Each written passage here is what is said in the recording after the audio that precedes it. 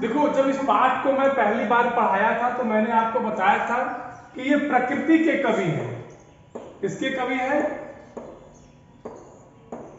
प्रकृति के। अब कहोगे कि सर प्रकृति के कवि कहने का क्या मतलब है?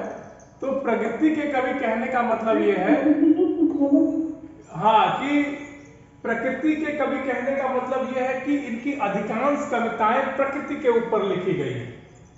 ठीक। अच्छा देखो, उसके पीछे भी लिखने का एक कारण रहा। जैसे अगर आप जिस माहौल में रहेंगे उसी माहौल की बात करेंगे। बात समझिए। स्क्रीन फिर गई। स्क्रीन फिर गई? यस सर, स्क्रीन पूरी ब्लैक है। ऐसा क्यों हो रहा है भाई? अब देखो, अब आ गई। यस सर, अब आ गई। तो वही कह रहे हैं कि अब फिर चली गई। अब सर अगर आप हमारे उसमें टीम्स में स्विच करेंगे तो कंटेंट चला जाएगा। अच्छा ठीक है, अब नहीं Yes, जाए? अब ठीक है ना? Yes sir. चलिए देखिए, इसके पीछे रीजन क्या था, कारण क्या था कि वो प्रकृति के कवि थे, कि उनका जन्म ही कहाँ हुआ था? उत्तराखंड। आप उत्तराखंड को जानते हैं, जिसको आप लोग, जहां देहरादून है, जहां हरिद्वार है, उसी राज्य का नाम उत्तराखंड है। ठीक। 20 मई 1900 को उत्तराखंड के कौसानी एक जिला है, अल्मोड़ा में पड़ता है। अल्मोड़ा एक जिला है कौसानी, वहीं इनका जन्म हुआ था। तो उत्तराखंड के बारे में आप लोगों को पता है कि वहां का मौसम कैसा रहता है, वहां की वातावरण का क्या स्थिति है, ये सब चीजें आपको पता है। बोलिए। यस। ठीक। तो जब व्यक्ति एक ही माहौल में है तो जाहिर सी बात है कि वह उसी माहौल की कविता लिखेगा। पुरस्कारों में अगर आएंगे तो कला और बूढ़ा चाँद इनकी एक रचना है, उसको साहित्य अकादमी मिला था 1960 में, और चिदम्बरम में ज्ञानपीठ पुरस्कार। आपको याद होगा, एक बार आपके स्कूल में चर्चा भी हुई थी, याद है? Yes sir. हाँ, वीणा पल्लव युगवाणी ग्राम्या। हाँ ठीक। अब आइए हम लोग, प्रकृति के सुकुमार, क्या बेटा? सर इनको प्रकृति के सुकुमार भी। हाँ, प्रकृति के सुकुमार कवि कहते हैं, प्रकृति के चितेरे कवि कहते हैं। ठीक। चलिए देखते हैं। पाठ का नाम है पर्वत प्रदेश में पावस। पावस माने क्या होता है? वर्षा ऋतु। अब देखिए, दो शब्द है, एक है पावक और दूसरी है पावस। दूसरी क्या है? पावस। पावक माने क्या होता है? आग। क्षितिजल पावक गगन समीरा, सुने हैं इस तरह का? बोलिए। अरे आप लोग एक चीज सुने होंगे कि क्षितिजल पावक गगन समीरा पंच रचित यह अधम शरीरा। तो पावक माने होता है अग्नि और पावस माने होता है वर्षा, वर्षा ऋतु, बरसात का मौसम। ठीक। तो इस पाठ के नाम से ही आपको ये चीज समझ में आ जाएंगे कि इस पाठ में क्या बताया गया है। इस पाठ में ये बताया जा रहा है कि पर्वत प्रदेश में पावस, मतलब जो वर्षा, जहां पर्वतीय प्रदेश है, पर्वतीय प्रदेश कहने का यहाँ मतलब उसी उत्तराखंड से है जहां की सुमित्रा नंदन पंत जी का जन्म हुआ है। कहते हैं कि उस प्रदेश में वर्षा ऋतु का वर्णन किया गया है। आप जरा सा अपने दिमाग में कल्पना करिए कि मान लीजिए ये पर्वत है, ठीक, और ऊपर ये बादल है और ये बरसात कर रहे हैं, इसी का वर्णन। ठीक। बोलिए।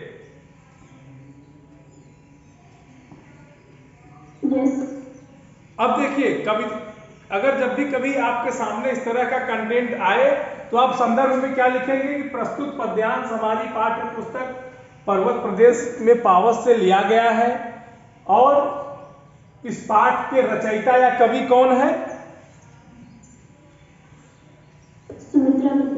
पद। गुड। अब कविता कौन पढ़ेगा, मैं बताइए तो मैं पढ़ के बताऊं कौन पढ़ेगा कविता।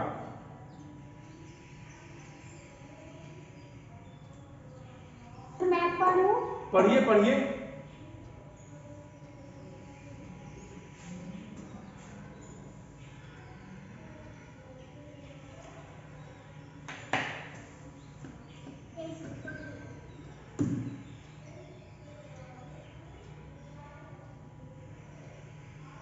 पर्वत प्रदेश में पावस।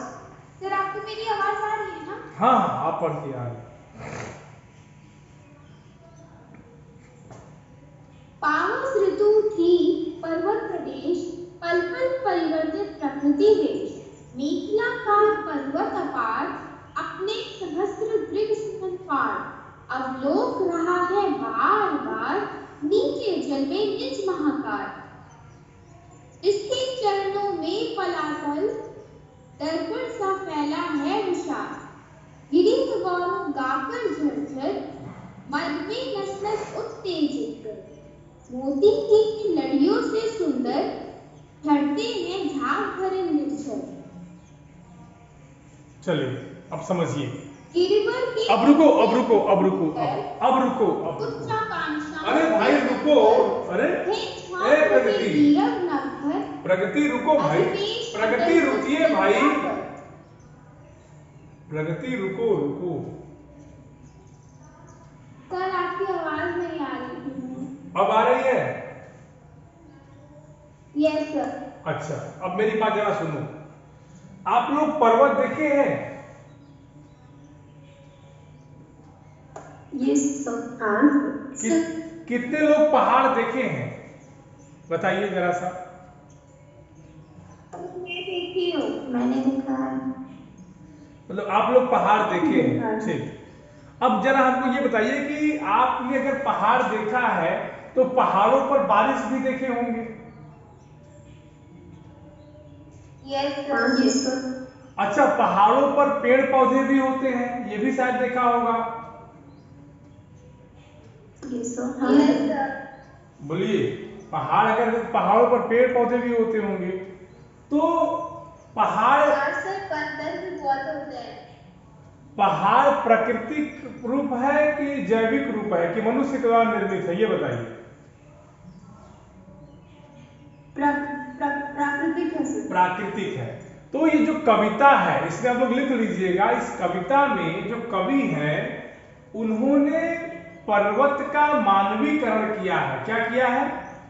मानवीकरण। क्या कर हाँ, मानवीकरण जानते हैं क्या होता है? Yes sir. क्या बेटा बताओ। पर्वत को मानव के गुण दिए। पर्वत को उन्होंने मानव के रूप में रखा है, ठीक। मानवीकरण जो होता है, जो प्राकृतिक उपादान है, जल है, पर्वत है, सूर्य है, जो प्राकृतिक उपादान है उनको मनुष्यों के रूप में दिखाया जाए, वही मानवीकरण है, ठीक। यहां तक कंटेंट समझ में आया? बोलिए। Yes sir.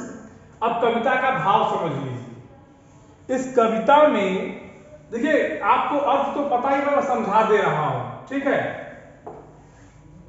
कहते हैं कि पावस ऋतु थी पर्वत प्रदेश, मतलब पर्वतों के प्रदेश में वर्षा की ऋतु थी। और पल पल परिवर्तित प्रकृति वेश, मतलब जो प्रकृति का रूप था वह वर्षा ऋतु में पर्वत प्रदेश में हर समय हर पल बदलती है। अच्छा, वर्षा ऋतु की बात छोड़ दे, अपने यहाँ ही हम देखें तो ये चीजें हमको देखने को मिलती हैं। जब बरसात का मौसम होता है, वर्षा ऋतु होती है, तो मौसम कितना तेजी के साथ बदलता है हम लोगों ने देखा है। कभी धूप हो जाएगी, कभी आधे घंटे बाद बादल उमड़ घुमड़ कर आ जाएंगे, गिर गिर कर बारिश होने लगेगी। बोलिए। तो इसी प्रकार का मौसम है कहाँ? पर्वत प्रदेश में। पल पल परिवर्तित, मतलब हर समय बदल रही है प्रकृति, अपना रूप बदल रही है, ठीक। और क्या है इसके बाद? कहते हैं कि मेखलाकार पर्वत अपार। मेखलाकार मतलब करधनी, मेखला मतलब होता है करधनी, जो कमर में पहना जाता है, ठीक है। तो कहते हैं कि मेखलाकार पर्वत अपार, मतलब उस पर्वत प्रदेश में कई बहुत से पर्वत हैं और क्या कर रहे हैं? कि अपने सहस्त्र दृग सुमन फाड़, दृग माने आंख, सुमन माने फूल, सहस्त्र माने हजार, और इसी पर्वतों पर छोटे छोटे फूल उगे हुए हैं और इस फूलों को कवि ने पर्वत की आंख कहा है। कहा कि जो अनेक पर्वत है मेखलाकार, ये अपने फूल रूपी हजारों आंखों से अवलोक रहा है बार बार। क्या अवलोक रहा है? मतलब अपने आप को देख रहा है। नीचे जल में निज महाकार, निज माने अपने, महाकार माने अपने आकार को यह मेखलाकार पर्वत अपने हजारों आंखों से बार बार देख रहा है। बात समझ में आ गई? बोलिए। किसी को कोई समस्या? Yes sir. हाँ समस्या बताइए, अब क्या समस्या है? No sir. अच्छा, मतलब झटके से निकल गया मुंह से, अरे गलती हो गई, क्या बोल रही ना? चलो देखिए, इसमें पर्वत के बारे में बताया गया है ना। फिर अब कहाँ देख रहा है? नीचे देख रहा है। क्या देख रहा है? अपने आकार को देख रहा है। कौन देख रहा है? बोलिए। पर्वत कैसा है? मेखलाकार है। ठीक। फिर नीचे क्यों देख रहा है? कि जिसके चरणों में पला ताल, ताल माने होता है तालाब या पोखर। पोखर जानते हैं कि नहीं? सर तालाब। हाँ, तो उसके पर्वत के, जहां ये पर्वत नीचे है, उसी के पर्वत के समकक्ष चरणों में क्या है? पानी फैला हुआ है और तालाब का रूप ले लिया है, और वह दर्पण सा लग रहा है। दर्पण माने शीशा, आईना, जिसमें हम लोग रोज अपना चेहरा देखते हैं। बोलिए अपना। हाँ डाउट बताओ बेटा। सर अभी आपने एक और शब्द क्या बोला था? सर तालाब के लिए कौन सा? पोखर। पोखर, पोखरी सुनी हो गांव में, पोखरी। हाँ सर सुना तो है पर पता नहीं। बस उसी को कहते हैं तालाब या पोखर। ठीक है। और किसी कोई समस्या? No sir. No sir. चलिए आगे देखते हैं। कहते कि गिर का गौरव गाकर झरझर मद में नस नस उत्तेजित कर मोती की लड़ियों से सुंदर झरते हैं झाग बरे निर्जर। गिर का गौरव गाकर झरझर, गिरी का गौरव, गिरी माने पहाड़, झरझर कौन करेगा? पानी। मद में नस नस उत्तेजित कर मोती की लड़ियों से सुंदर झरते हैं झाग बरे निर्जर। निर्जर माने झरना। जो झरने का पानी, जो बरसात का पानी ऊपर गिरता है, वह ऐसा लगता है मानो पर्वत के गौरव का गीत गा रहे हैं। और कैसा लग रहा है? जब पानी की बूंदें गिर रहे हैं तो लग रहा है मानो मोती की लड़ियां गिर रही हैं, और जहां आकर के तालाब में गिरती है तो वहां झाग बन जाता है। ठीक, ये कल्पना करिए कि इस तरह की चीजें होती होंगी। पर्वत से पानी जब नीचे आता है जमीन पर, तो इस तरह के दृश्य अपने आप बन जाते हैं। बताइए। Yes sir. बताओ किसी कोई समस्या? आगे कहते हैं कि गिरिवर के उर से उठ उठकर, गिरिवर माने पर्वत, उर माने हृदय। अब देखिए पहाड़ों पर मैंने आपको बताया है कि वृक्ष है और फूल है, तो इसी पर्वत पर उगे जो वृक्ष है, उर से उठ उठकर मतलब ऊपर देखते हैं, और ऊंचा आकांक्षाओं से तरवर, जो इस पे पेड़ है वो ऊंची आकांक्षाओं से, मानवीय चेष्टाओं से ऊपर की ओर देख रहे हैं, और है झांक रहे नीरव नभ पर। नीरव माने शांत, नीरव माने क्या होता है? और उस शांत आकाश की ओर देख रहे हैं, अनिमेष अटल कुछ चिंता पर। अनिमेष माने बिना अपने पलकों को बिना अपने पलकों को हटाए, बिना अपने पलकों को झपकाए, एक लगातार कुछ चिंता से ऊपर आकाश, शांत आकाश की ओर देख रहे हैं। अपने उच्चाकांक्षाओं से जो पर्वत पर उगे वृक्ष हैं, वो उस शांत आकाश को देख रहे हैं। क्लियर? किसी कोई समस्या? ये भाई देखिए, बोलेंगे तभी आनंद आएगा, नहीं बोलेंगे तो अकेले हम कितना भौंकेंगे। बताइए, मन नहीं लग रहा है क्या आप लोगों का पढ़ने में? अनिमेष माने बिना पलक झपकाए। अनिमेष का मतलब होता है बिना पलक झपकाए। ठीक,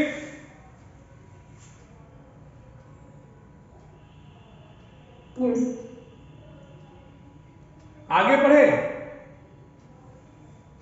तुम लोग 1 मिनट हमको समय दो, 1 मिनट पूछो पहले क्या बात है सर, क्यों ऐसे मांग रहे हैं? 1 मिनट पूछो भाई, आपका अधिकार है। बताइए। एक गिलास पानी पी के आ रहे हैं, 1 मिनट रुक जाओ।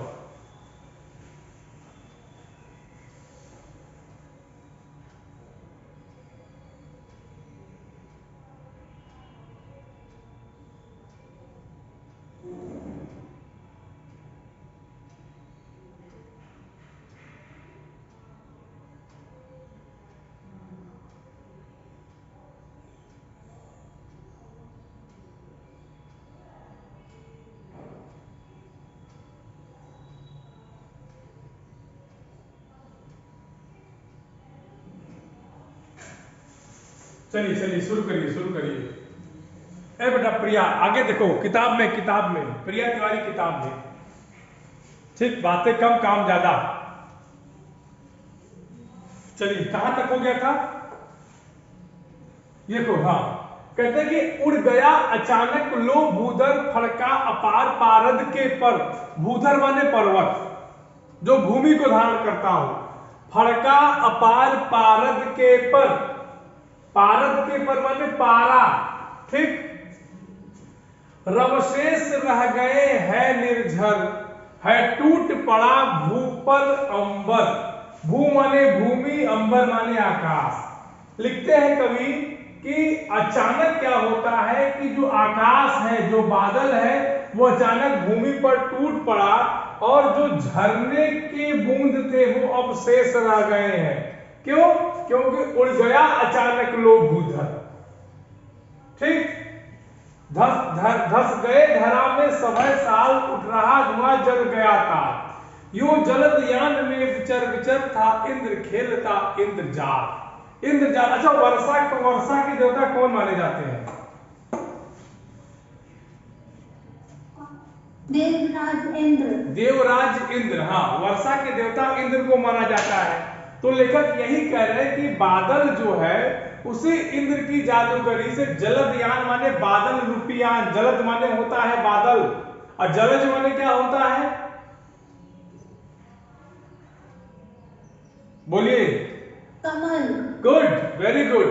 तो कह रहे हैं कि जो जलद मतलब कि जो बादल रूपी यान है, उसी से जादूगरी करता हुआ वो बादल इतना तेज बरस रहा है कि जो ताल, साल एक वृक्ष होता है, सभय साल, साल एक वृक्ष है, वो लग रहा है कि मानो बारिश के कारण जमीन में धंस गया है। और उठ रहा धुआं जल गया ताल, मतलब बारिश के कारण अगल बगल लोगों को कोहरा ही दिखाई दे रहा है, केवल धुआं दिखाई दे रहा है और वह पानी दिखाई नहीं दे रहा है। ठीक, और किसी को कोई समस्या इस पाठ में?